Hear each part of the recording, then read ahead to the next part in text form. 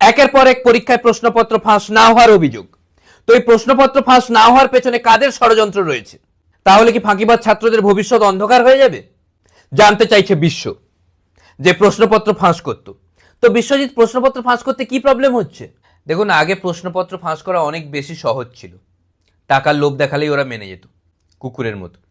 কিন্তু এখন অনেক বেশি শক্ত হয়ে গেছে কিছু অসাধু সৎ লোকেদের জন্য, যারা সততার বাহানায় প্রশ্নপত্র ফাঁস করতে দিচ্ছে না। আমি আগে কেন প্রশ্নপত্র ফাঁস করতাম? নিজের জন্য, সমাজের জন্য। পুরো সমাজ মেধাবী ছাত্রছাত্রীদের কথা ভাবছে, কিন্তু কেউ কি কখনো ফাঁকিবাজ ছাত্রছাত্রীদের কথা ভেবেছে? যারা সারা বছর ফাঁকি মারায় এত ব্যস্ত থাকে, পড়াশোনার সময়টুকু পায় না। ওদের দুর্দশার কথা কেউ ভেবেছে? ওদেরও তো স্বপ্ন থাকে যে আমরাও একদিন লাইফে কিছু করব, আমরাও বড় বড় এক্সাম ক্র্যাক করব। ওদের স্বপ্ন পূরণ আমি করতাম। মেধাবী ছাত্রদের স্বপ্নই স্বপ্ন, ফাঁকিবাজ ছাত্রছাত্রীদের স্বপ্ন স্বপ্ন নয়। ওদেরকে আমি আশার আলো দেখিয়েছি যে না, আমরাও পারবো। ওরা ভাবতে শিখেছিল। ওরা বলছে প্রশ্নপত্র ফাঁস হলে নাকি মেধাবী ছাত্রদের প্রতি অন্যায় করা হবে। কিন্তু কি করে অন্যায় করা হবে? মেধাবী ছাত্রছাত্রী মানে যারা পড়াশুনো করে মানে ওরা কোথাও না কোথাও কিছু না কিছু করে নেবে। কিন্তু ফাঁকিবাজ ছাত্রছাত্রীরা, ওরা কি করবে? যারা কিছুই পড়েনি তাদের তো একমাত্র এটাই সম্বল ছিল। ওরা আজ রাস্তায় নেমে এসছে সিগারেট খেতে। কি করবে? তো আপনি এই সমাজসেবার কাজে কিভাবে এলেন? এটা অনেকটা ইমোশনাল স্টোরি। হয়তো আমার কথা শুনে আপনার চোখে জল চলে আসবে, না এলে চেষ্টা করুন, নিশ্চয়ই আসবে। আমরা সমাজে অনেককেই দেখেছি যাদের টাকা পয়সা নেই কিন্তু বুদ্ধি আছে, ডাক্তার হতে চায়। দেখলে আমাদের খারাপ লাগে যে বাবা টাকা পয়সা নেই, কিভাবে হবে। কিন্তু আমি একজনকে দেখেছিলাম যার বুদ্ধি নেই কিন্তু টাকা পয়সা আছে, সেও ডাক্তার হতে চায়। সে কি করে হবে? দেখে আমার খুবই খারাপ লাগলো।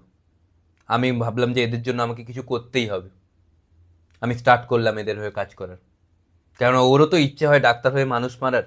তো ওদের এই মানুষ মারার মহৎ উদ্দেশ্যকে দেখে আমি অনুপ্রাণিত হয়ে এই লাইনে এলাম। অসংখ্য ধন্যবাদ আমাদের সাথে কথা বলার জন্য। আমি আশা করব একদিন এইভাবে আপনি প্রশ্নপত্র ফাঁস করতে করতে অনেক দূরে এগিয়ে যাবেন। একদিন আপনি উত্তরপত্রও ফাঁস করবেন। আমাদের আশা রইল, আমাদের শুভেচ্ছা রইল আপনাদের প্রতি। আর ভেঙে পড়বেন না, একটা কথা মাথায় রাখবেন, অশুভ শক্তির জয় হবেই, কেউ আটকাতে পারবে না আপনাকে।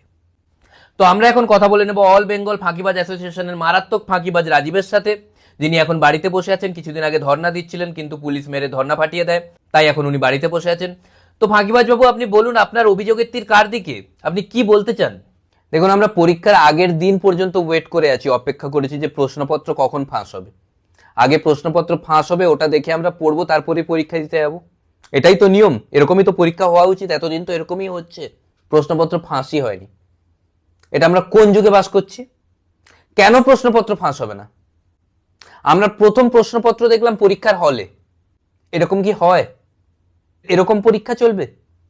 আমাদের তো একটা অভ্যেস হয়ে গেছে যে আমরা আগে প্রশ্নপত্র ফাঁস হবে, প্রশ্নপত্র দেখে তারপরে পড়া শুরু করি। প্রশ্নপত্র যদি আমরা পরীক্ষার দিনই দেখি, তাহলে পড়বো কিভাবে? কিভাবে আমরা পড়া শুরু করবো? তাই আমরা পড়া শুরু করতে পারিনি। যদি আমাদের আগে থেকে বলে দিত যে প্রশ্নপত্র এবারে ফাঁস হবে না, তাহলে আমরা আগে থেকে মন দিয়ে অন্য কাজ করতাম।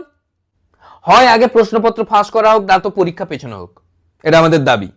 না মানে যদি এরকমই চলতে থাকে, একসময় তো ফাঁকিবাজ স্টুডেন্টরা পড়াশোনা থেকে আগ্রহ হারাবে, বিলুপ্ত প্রায় প্রাণী হয়ে যাবে, পড়তেই চাইবে না। তো আপনি এখন কি চাইছেন? আপনার আবেদনটা কি? আমি চাইছি যে রি এক্সাম হোক, আবার এক্সাম হোক। যতক্ষণ না প্রশ্নপত্র ফাঁস হয় ততক্ষণ ওটাকে আমরা পরীক্ষা বলে গণ্য করব না। তো আপনারা দেখতে পাচ্ছেন কেমন ফাঁকিবাজ স্টুডেন্টদের ভবিষ্যতের সাথে খেলা হচ্ছে। তো এটা কেন খেলা হচ্ছে জানতে চাই বিশ্ব। হ্যাঁ বলুন, বললাম তো একবার। আরে না, তোমার কথা নয়, সরো। এটা সত্যি বিশ্ব, পৃথিবীর কথা বলা হচ্ছে। আচ্ছা। তো আজকের জন্য এতটাই।